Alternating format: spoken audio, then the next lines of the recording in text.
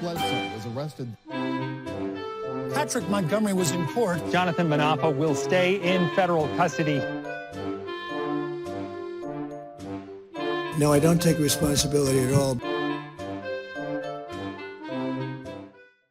Hey everyone, welcome to the show. So 54-year-old California resident and Air Force veteran Ronald Mele traveled to D.C. as part of a group of men who considered themselves to be militia members. They said that they were 3%ers, although they denied that later in court. But they organized with another group of so-called militiamen who had a Telegram channel. It was called the California Patriots D.C. Brigade. So the D.C. Brigade channel is said to be utilized, quote, to organize a group of fighters to have each other's backs and ensure that no one will trample on our rights. And one of that group's leaders, the D.C. Brigade leaders, Russell Taylor, he wrote, quote, I am assuming that you have some type of weaponry that you are bringing with you and plates as well. So a member of the D.C. Brigade channel was talking about going to D.C. to, quote, take care of business, time for talking is over, and, quote, this is tyranny and our Constitution states we can put bitches 6 feet deep. Let's do it. There are not enough cops to stop us.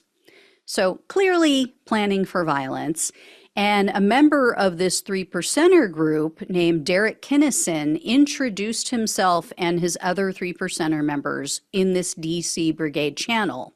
And he told them that his group was going to be bringing, quote, lots of gear.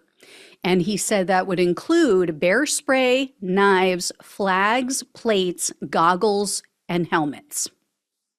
And the 3%er group made it clear they were going to drive to D.C. from California because they planned on bringing weapons. So they knew they couldn't bring them on the airplanes, so they were going to drive all the way to D.C. And in fact, Mele told the group, quote, going to rent a Suburban, need room for the gear.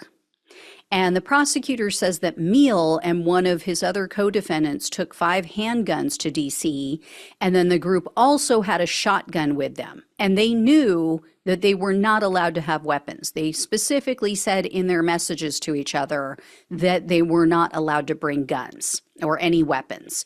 And at some point, Kinnison wrote, quote, we should clear all text in this chat the morning of January 5th, just in case for OPSEC purposes. So they started planning this whole trip in December of 2020. They were communicating on their own encrypted Telegram channel. And the group repeatedly discussed war, soldiers, battle. This was all in the lead up to January 6th. Well, on December 29th, this is of 2020, of course, Mele posted on Facebook and he said, quote, soldiers hitting the highway soon to be in D.C. on the 6th. Ready up. Then on January 2nd, Mele posted on Facebook again and he said that it was departure day. And he showed a photo of a plate carrier, a knife, and a magazine of ammunition, also bear spray.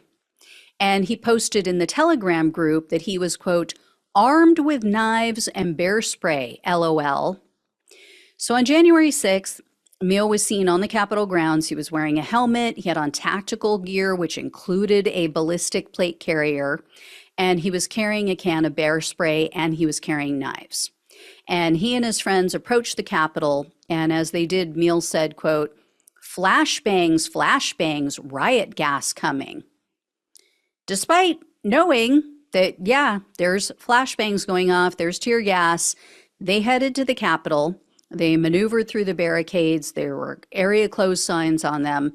So Mele and 2 of his friends moved forward as the mob was breaching additional barricades. They kept just advancing with everybody else and walking over them. And they were watching as the police were being violently assaulted. So they saw all of this. Now, one of the 4 friends, he had separated from the group. He briefly entered the Capitol by himself, but the mob had surrounded the police at some point, and Mele was yelling to the crowd and to the officers. He yelled, push, push, push, fuck you, push. So the police eventually retreated, and Mele screamed, "Yeah." He's like celebrating. And then he and his friends headed closer to the building. But after he and his two other friends climbed the Upper West Terrace, they climbed the stairs to the Upper West Terrace, I should say, Mele broke off for some reason from his friends, and he headed back down the staircase. Of course, later on, he bragged about things that he didn't do. So following the Capitol attack, Mele messaged someone. He said, quote, "It's fucking hairy. Rushed the Capitol, climbed the scaffolding, and banged on the glass windows. Got gassed and flashbanged." And then his wife at some point had texted him to tell him, quote, "Protesters actually entered the Capitol and they are evacuating VP Pence." And then Mele replied, quote, "Babe, that was us." So following the Capitol attack, Mele was joking about what took place. He sent an image to two of his 3%er friends, and he said that he was awarding them with the badge of honor for, quote, "being part of a peaceful rally." And he put peaceful in quotes. So he knew damn well it was not a peaceful rally. So Mele was arrested on June 10th of 2021. And in a superseding indictment, he was charged with conspiracy to obstruct an official proceeding, obstructing an official proceeding, entering a restricted building or grounds, and disorderly conduct in a restricted building or grounds.